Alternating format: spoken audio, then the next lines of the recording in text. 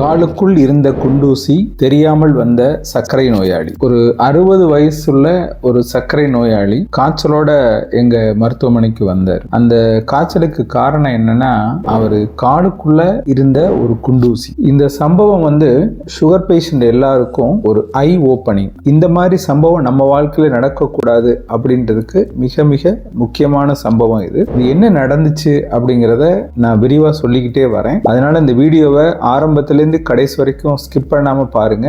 அப்பதான் நான் என்ன சொல்ல வர்றேன் அப்படிங்கிறது உங்களுக்கு புரியும். நான் டாக்டர் மணிவண்ணன், காரைக்குடியில ஸ்ரீ பார்வதி சர்க்கரை நோய் மருத்துவமனை என்ற பெயரில் மருத்துவமனை நிறுவி கடந்த 35 வருஷமா நடத்திட்டு வரேன். இன்னைக்கும் ஆயிரக்கணக்கான சர்க்கரை நோயாளிகள் எங்க மருத்துவமனைக்கு வந்து வைத்தியம் பண்ணி நல்ல உடல் நலத்தோட இருக்கிறாங்க. எங்க மருத்துவமனையில இருக்கிற சர்க்கரைக்கான கால் புண் சிகிச்சை மையத்துல இதுவரைக்கும் 4600 பேருக்கு கால் புண்ணை நாங்க குணப்படுத்தி இருக்கோம். எப்படி குணப்படுத்தணும் அப்படிங்கிறத நீங்க தெரிஞ்சுக்கணும்னா இந்த டிஸ்பிளேல தெரிகிற ஸ்ரீ பார்வதி ஹாஸ்பிட்டல்.com அப்படின்ற வெப்சைட்டுக்கு போய் அங்க பிளாக்ல கேஸ் ஸ்டடிஸ் அப்படின்னு பார்த்து சில முக்கியமான கேஸை அங்க அப்லோட் பண்ணியிருக்கோம். நீங்களே பார்த்து தெரிஞ்சுக்கலாம். இது சர்க்கரை உள்ளவங்களுக்கு மட்டுமில்ல, டாக்டர்களே பார்த்து நாங்க என்ன செஞ்சிருக்கோம் அப்படிங்கிறத பார்த்து நீங்களும் ஸ்டடி பண்ணிக்கலாம். எங்க சேனல் அறிவியலுக்கு புறம்பா எந்த விஷயத்தையும் சொல்றது இல்ல, முழுக்க முழுக்க மருத்துவ அறிவியலை அடிப்படையாக கொண்டுதான் ஒவ்வொன்றையும் பேசுறோம். அதனால எங்க சேனலை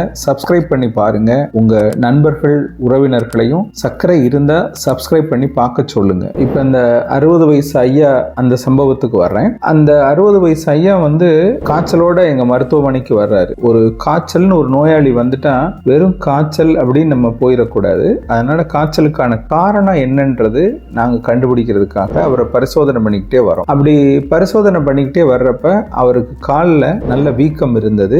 ஒரு இடத்துல கொஞ்சம் சல வச்ச மாதிரி ஒரு அறிகுறிகளும் இருந்தது. இப்ப அவருக்கு ஒரு எக்ஸ்ரே எடுத்து பார்க்கலாம் அப்படின்னு நினைச்சு ஒரு எக்ஸ்ரே எடுத்து நாங்க பார்த்தோம். பார்த்தப்ப அந்த அதிகமான வீக்கம் இருக்க இடத்துல உள்ள ஒரு குண்டூசியே இருந்துச்சு. அப்ப அவர்கிட்ட நான் கேட்டேன், காலில் எதுவும் குத்துச்சா அப்படின்னு கேட்டேன். இல்லையே, எதுவுமே குத்தலையே அப்படின்னு சொல்லிட்டாரு. உங்களுக்கு காலில் வலி எதுவும் தெரியுமான்னு கேட்டேன். அப்ப அவர் சொன்னாரு, எனக்கு சர்க்கரை 12 வருஷமா இருக்கியா, எனக்கு 2 கால்லையுமே உணர்வு இருக்காது, எது குத்துனாலும் எனக்கு தெரியாது அப்படின்னு சொன்னாரு. அப்புறம் நான் எங்க போனாலும் செருப்பு போடாம போக மாட்டேன், செருப்பு போட்டு தான் போவேன், செருப்பு போட்டிருக்கப்ப எதுவும் குத்தாது இல்ல அப்படின்னு சொன்னாரு. நான் சொன்னேன், வெளியில செருப்பு போட்டு போவீங்க, வீட்டுக்குள்ள செருப்பு போட்டு நடப்பீங்களான்னு கேட்டேன். வீட்டுக்குள்ள எல்லாம் எப்படியா செருப்பு போட்டு நடக்க முடியும் அப்படின்னு சொன்னாரு. அப்ப அவர்கிட்ட சொன்னேன், உங்க காலுக்குள்ள ஒரு குண்டூசி இருக்கு, அந்த குண்டூசி இருக்குன்னு சொன்னோன்னே அதெல்லாம் குத்துறதுக்கு வாய்ப்பே இல்லையா அப்படின்னு சொன்னாரு. இல்லையா, வீட்டுக்குள்ள நீங்க செருப்பு போடாம நடக்கிறீங்க, அப்ப அந்த குண்டூசி வீட்டுக்குள்ளே குத்திருக்கலாம்ல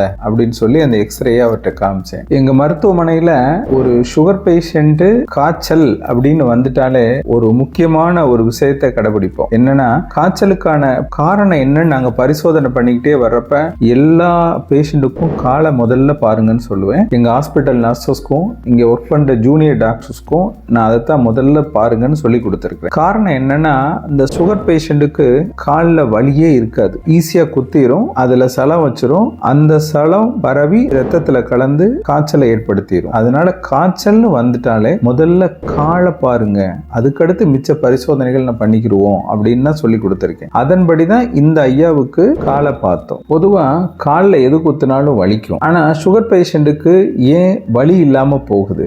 சுகர் பேஷண்ட்டை பத்தி நீங்க கேள்விப்படுறப்ப அவருக்கு ரொம்ப நாளா சர்க்கரை இருந்துச்சு, காலில் புண்ணு வந்துச்சு, சுண்டு வரல எடுத்துட்டாங்க, காலை எடுத்துட்டாங்கலாம் பேசிக்கிடுவோம். இதுக்கெல்லாம் காரணம் என்னன்னு தெரியுமா? அதையும் இந்த வீடியோவில் சொல்றேன். அதோட இந்த ஐயாவுக்கு என்ன ஆச்சுன்றதையும் நான் தொடர்ச்சியா சொல்றேன். நீண்ட நாள் சர்க்கரை கட்டுப்பாட்டுல இல்லாம இருந்துச்சுன்னா உடம்புல இருக்கிற ஒவ்வொரு உறுப்பும் பாதிக்கப்படும். அதுல மிக மிக அதிகமா பாதிக்கப்படுறது கால் தான். ஒரு 100 சர்க்கரை நோயாளி இருந்தாங்கன்னு வச்சுக்கோமே, அதுல 15 பேர், அதாவது 15% பேர் வாழ்நாள்ல ஒரு முறையாவது புண்ணு ஹாஸ்பிட்டல்ல அட்மிஷன் ஆயிடுவாங்க. இந்த மாதிரி நீண்ட அனுபவங்களை தொகுத்து நோய்களின் தாய் அப்படின்ற பேர்ல ஒரு புத்தகம் எழுதியிருக்கேன். சர்க்கரையை பற்றி எல்லா தகவலும் இதுல இருக்கு. உங்களுக்கு இந்த புத்தகம் வேணும்னா இந்த டிஸ்பிளேல தெரிகிற நம்பருக்கு போன் பண்ணி கொரியர் மூலம் இந்த புத்தகத்தை நீங்கள் பெற்றுக்கொள்ளலாம். நீண்ட நாளா, அதாவது வருஷ கணக்கா சர்க்கரை கட்டுப்பாட்டுல இல்லைன்னு வச்சுக்கோமே, இந்த ரத்தத்துல அதிகமா இருக்கிற சர்க்கரை சத்தும் அதோட சேர்ந்த கொழுப்பு சத்தும் நம்ம ரத்தத்துல கலந்து காலுக்கு போகும். அப்படி போறப்ப காலில் உள்ள சின்ன சின்ன ரத்த குழாய்கள் அதெல்லாம் இந்த சர்க்கரை சத்தும் கொழுப்பு சத்தும் அடைச்சிரும். அதனால காலில் உள்ள நரம்புகளுக்கு தேவையான இரத்த ஓட்டம் கிடைக்காது. ஏன்னா அந்த கொழுப்பு சத்தும் சக்கரை சத்தும் அடைச்சிடுறதுனால. அதனால கால் நரம்பு கொஞ்சம் கொஞ்சமா பாதிப்படைஞ்சிரும். இந்த பாதிப்புனாலதான் காலில் உணர்ச்சியற்ற ஒரு நிலைமை உருவாகும். சில பேருக்கு காலில் எரிச்சல் இருக்கும், சில பேருக்கு காலில் மதமதப்பு இருக்கும், சில பேருக்கு உணர்வே இருக்காது. இந்த மாதிரி நிலைமைய டயபெட்டிக் நீரோபதி அப்படின்னு நம்ம சொல்லுவோம். இந்த மாதிரி உங்களுக்கு அறிகுறிகள், அதாவது கால் எரிச்சல், கால் மதமதப்பு இருந்துச்சுன்னா கமெண்ட்ல சொல்லுங்க, நாங்க தெரிஞ்சுக்கிறோம். இந்த ஐயாவுக்கும் நீண்ட நாள் சக்கரை கட்டுப்பாட்டுல இல்லாம இருந்ததுனால அவருடைய நரம்பும் பாதிப்படைஞ்சிருக்கு. அதனால அவரே சொன்னாரு, எனக்கு காலில் உணர்வு தெரியாது அப்படின்னு. இந்த மாதிரி உணர்ச்சியற்ற நிலையில இருந்தனால அவருக்கு காலில் குத்துன குண்டூசி அவருக்கு தெரியல. இப்ப இந்த எக்ஸ்ரே பாருங்க, காலுக்குள்ள குண்டூசி இருக்கிறது தெரியுதா? இந்த மாதிரி உணர்ச்சி இல்லாம இருக்கிறனால எதுவும் குத்துறது தெரியாதுன்னு சொன்னேன். இப்படி குத்துன இடத்துல இன்ஃபெக்ஷன் ஆகி சலை வச்சு அது கால் ஃபுல்லா பரவி இந்த மாதிரி சலம் ரத்தத்துல கலந்து உயிருக்கு கூட ஆபத்து வரும். இந்த மாதிரி சக்கரை பேஷண்ட் உணர்ச்சி இல்லாம இருக்கிறவங்க தினசரி காலை பரிசோதனை பண்ணுங்க. அப்ப உங்க கால்ல வீக்கமா இருக்கு, ஒரு குறிப்பிட்ட இடத்துல சிகப்பா இருக்கு, தொட்டு பார்த்தா சூடா இருக்கு, அந்த இடத்துல இருந்து திரவம் அதாவது நீர் மாதிரி எதுவும் வடிக்குது, அல்லது காய்ச்சல் வருது, அல்லது கால் விரலோட கலரை கருப்பு கலரா மாறுது அப்படின்னா நீங்க உடனே டாக்டரை பார்த்துருங்க. தாமதிக்க வேண்டாம். நான் நாட்டு மருந்து வச்சு கட்டுறேன், மஞ்சள் வச்சு கட்டுறேன், இலைய வச்சு கட்டுறேன் அப்படின்னு சொல்லி இருக்கிற இன்ஃபெக்ஷனை மேற்கொண்டு பெருசாக்கி பெரிய பிரச்சனைக்கு போகாம உடனே டாக்டரை பார்த்துருங்க. இந்த ஐயாவை பொறுத்தளவு நாங்க அட்மிஷன் போட்டோம். அந்த சலம் மேற்கொண்டு பரவாம இருக்கிறதுக்கான மருந்துகள், அதாவது ஆன்டிபயோட்டிக் மருந்துகள் கொடுத்து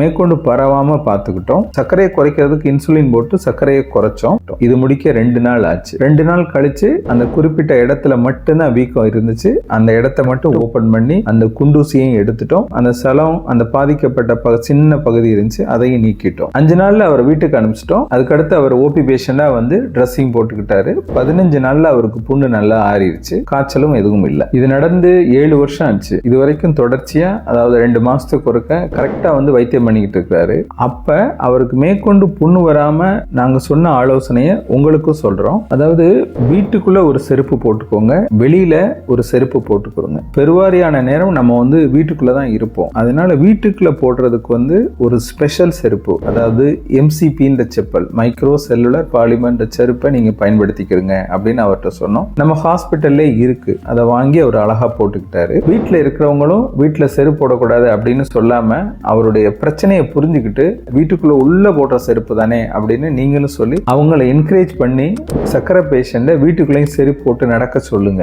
சில சுகர் பேஷண்ட் நீண்ட கால புண்ணு இருக்கும், ஒரு 3 வருஷம் 4 வருஷமெல்லாம் காலில் புண்ணு இருக்கும், மருந்து போட்டுக்கிட்டு கட்டு போட்டுக்கிட்டே இருப்பாங்க. இதுக்கெல்லாம் தீர்வு இருக்கா அப்படின்னா நிச்சயம் தீர்வு இருக்கு. என்ன மாதிரியான தீர்வு அப்படிங்கிறத ஃபர்ஸ்ட் கமெண்ட்ல லிங்க்ல கொடுத்திருக்கேன், போய் அவசியம் அதையும் பார்த்து தெரிஞ்சுக்கோங்க. அக்கறை காட்டினால் சர்க்கரை குறையும். நன்றி.